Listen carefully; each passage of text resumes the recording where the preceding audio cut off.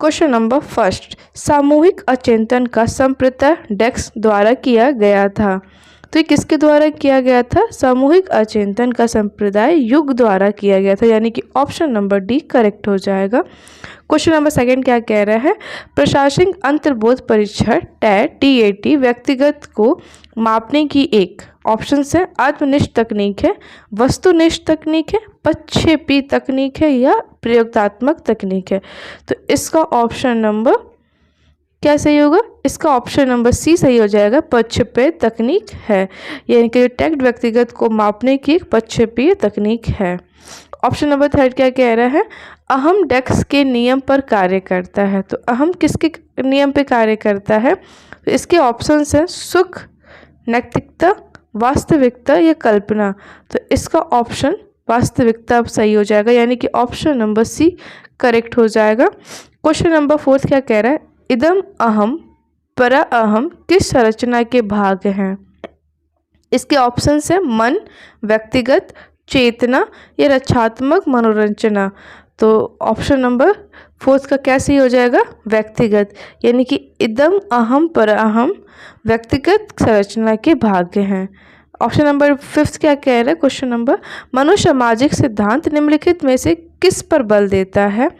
तो इसके ऑप्शन है उद्दीपन व प्रतिक्रिया, लिंग व वस्तु प्रसतु स्तर, सी क्या है? उद्गम के मुकाबले में हीनता स्तर, या डी क्रिया प्रस्तुत सक्रिय अनुबंधन। तो इसका ऑप्शन सही हो जाएगा, तो इसका ऑप्शन सी सही हो जाएगा, उद्यम के मुकाबले में हीनता स्तर, यानी कि ऑप्शन नंबर सी करेक्ट हो जाएगा। क्वेश्चन नंबर 6 क्या कह रहा है? प्रारंभिक अधिकर्मकर्ताओं 6 से 12 वर्ष की आयु समूह के लिए एरिक्सन की विकास अवस्था है। तो एरिक्सन की विकास अवस्था 6 से 12 समूह के लिए क्या है? ए है परिश्रम बनाम हीनता, बी है पहला शक्ति बनाम दोषिता, सी है स्वतंत्रता बनाम लज्जशीलता व संदेह, या डी है विश्वास बनाम अविश्वास। तो इसका ऑप्शन सही हो जाएगा, ऑप्शन नंबर ए परिश्रम बनाम हीनता। क्वेश्चन नंबर 7, बच्चों में सीखी गई निसहायता का कारण है। तो ऑप्शंस क्या हैं इसके? इस व्यवहार को अर्जित कर लेना कि वे सफल नहीं हो सकते, बी है कच्चा गतिविधियों के प्रति कठोर निर्णय, या सी है अपने अभिभावकों को अपेक्षाओं के साथ तालमेल ना बना पाना, या डी है अध्ययन को गंभीरतापूर्वक ना लेने हेतु नैतिक निर्णय। तो इसका ऑप्शन नंबर ए सही हो जाएगा, इस व्यवहार को अर्जित कर लेना कि वे सफल नहीं हो सकते। अब बढ़ते अपने अगले प्रश्न की तरफ। क्वेश्चन नंबर 8 क्या कह रहा है? व्यक्तिगत विकास में डेक्स एक महत्वपूर्ण भूमिका निवाह करता है। तो उसके ऑप्शंस क्या हैं? अनुवांशिकता और वातावरण का मिश्रण, बी है परीक्षाओं की संख्या, सी है अनुवांशिकता, या डी है वातावरण। तो इसका ऑप्शन हो जाएगा व्यक्तिगत विकास में अनुवांशिक और वातावरण का मिश्रण एक महत्वपूर्ण भूमिका निर्वाह करता है। क्वेश्चन नंबर 9 क्या कह रहे हैं? मनोवैज्ञानिक थॉर्नाइट ने व्यक्ति को किस आधार पर बांटा है? तो इसके ऑप्शंस हैं चिंतन व कल्पना शक्ति के आधार पर, बी है प्रभुतापूर्ण व अधीन स्तरपूर्ण के आधार पर, स्वतंत्रता और निर्भरता के आधार पर, या इनमें से कोई नहीं। तो इसका ऑप्शन ए सही हो जाएगा, चिंतन व कल्पना शक्ति के आधार पर मनोवैज्ञानिक थॉर्नाइट ने व्यक्ति को बांटा हुआ है। क्वेश्चन नंबर 10 क्या कह रहा है? बहिर्मुखी प्रवृत्ति के व्यक्ति होते हैं। तो बहिर्मुखी प्रवृत्ति के व्यक्ति कौन होते हैं? तो इसके ऑप्शंस हैं ए सामाजिक एवं मित्रतापूर्ण व्यवहार, बी तनाव मुक्त, सी उपरोक्त दोनों, या डी इनमें से कोई नहीं। तो इसका ऑप्शन सही हो जाएगा, सामाजिक एवं मित्रतापूर्ण व्यवहार जो होता है वो बहिर्मुखी प्रवृत्ति के व्यवहार व्यक्ति होते हैं, यानी कि ऑप्शन नंबर ए करेक्ट हो जाएगा। क्वेश्चन नंबर 11 क्या कह रहा है? व्यक्तिगत के मूल्यांकन हेतु प्रयुक्त शब्द सहचार्य परीक्षण विधि का प्रयोग जुंग द्वारा किस वर्ष में किया गया था? तो ये किस वर्ष में किया गया था? तो ये 1910 में किया गया था, यानी कि ऑप्शन नंबर डी करेक्ट हो जाएगा। अब बढ़ते अपने अगले प्रश्न की तरफ। क्वेश्चन नंबर 12 क्या कह रहा है? रोशा शाही धब्बा परीक्षण जो व्यक्तिगत को मूल्यांकन करने के लिए इस्तेमाल किया जाता है का विकास किया। तो रोशा शाही धब्बा का परीक्षण जो किया जाता है उसका विकास किसने किया था? तो उसका विकास का ऑप्शन क्या है? आइजैक ने किया था, एलपॉट ने किया था, या हरमन रोशा ने किया था, या जीन पियाजे ने किया था? तो ये ऑप्शन सी करेक्ट हो जाएगा, हरमन रोशा ने किया था। इनके नाम से ही रोशा स्याही धब्बा परीक्षण नाम पड़ा था। अच्छा, अब क्वेश्चन नंबर 13 क्या कह रहा है? व्यक्तिगत स्थायी समायोजन है। तो व्यक्तिगत स्थायी समायोजन है तो ऑप्शन क्या है? पर्यावरण के साथ, बी है जीवन के साथ, सी है प्रकृति के साथ, या डी है ये सभी। तो ऑप्शन क्या हो जाएगा? ये डी हो जाएगा, ये सभी के साथ हो जाएगा। क्वेश्चन नंबर 14 क्या कह रहा है? व्यक्तिगत विकास का अवस्था है। तो व्यक्तिगत विकास की अवस्था क्या है? ऑप्शन है अधिगम एवं वृद्धि, बी है व्यक्तिगत अध्ययन, सी है उपचारात्मक अध्ययन, या डी है इनमें से कोई नहीं। तो इसका ऑप्शन सी हो जाएगा, अधिगम एंड वृद्धि जो होता है व्यक्तिगत विकास का अवस्था है। क्वेश्चन नंबर 15 क्या कह रहा है? बालक के व्यक्तिगत की नींव किस अवस्था में पड़ती है? तो जो बच्चा होता है, बालक के व्यक्तिगत की नींव किस अवस्था में पड़ती है? तो ऑप्शंस दिए गए हैं, शैश अवस्था में, गर्भकालीन अवस्था में, सी बचपनावस्था में, डी इनमें से कोई नहीं। तो ऑप्शन हो जाएगा सी, बचपना अवस्था में व्यक्तिगत की नींव पड़ती है। क्वेश्चन नंबर 16 क्या कह रहे हैं? किस परीक्षण में 10 मसीलक्ष या स्थायी स्याही धब्बे होते हैं? तो ऑप्शन है रोशा परीक्षण, 16 PF, EPQ, या MMPI। तो इसका ऑप्शन क्या हो जाएगा? इसका ऑप्शन ए करेक्ट हो जाएगा। रोशा परीक्षण में 10 मसीलक्ष या स्थायी धब्बे होते हैं। क्वेश्चन नंबर 17 क्या कह रहे हैं? कौन सिद्धांत व्यक्त करता है कि मानव मस्तिष्क एक बर्फ की बड़ी चट्टान के समान है जो कि अधिकांश छिपी रहती है एवं उसमें चिंतन के 3 स्तर होते हैं? तो इसके ऑप्शन हैं गुण सिद्धांत, बी है प्रकाश सिद्धांत, सी है मनोविश्लेषण आत्मक सिद्धांत, या डी है व्यवहारवाद सिद्धांत। तो इसका ऑप्शन सी करेक्ट हो जाएगा, मनोविश्लेषणात्मक सिद्धांत जो होता है सही हो जाएगा। क्वेश्चन नंबर 18 क्या कह रहा है? जिन इच्छाओं की पूर्ति नहीं होती उनका भंडार गृह निम्न में से कौन सा है? सो ऑप्शंस इसके हैं इदम, अहम, परम अहम, या इदम एवं अहम। तो कौन सा हो जाएगा? ऑप्शन नंबर ए करेक्ट हो जाएगा, इदम। क्वेश्चन नंबर 19 क्या कह रहा है? बालक प्रसंग बोध परीक्षण 3 वर्ष से 10 वर्ष की आयु के बालकों के लिए बनाया गया है। इस परीक्षण में कार्ड में प्रतिस्थापित किए गए हैं। तो ऑप्शन है सजीव वस्तुओं के स्थान पर निर्जीव वस्तुओं को, बी है लोगों के स्थान पर जानवरों को, सी है पुरुषों के स्थान पर महिलाओं को, या डी है वयस्क के स्थान पर बालकों को। तो इसका ऑप्शन क्या हो जाएगा?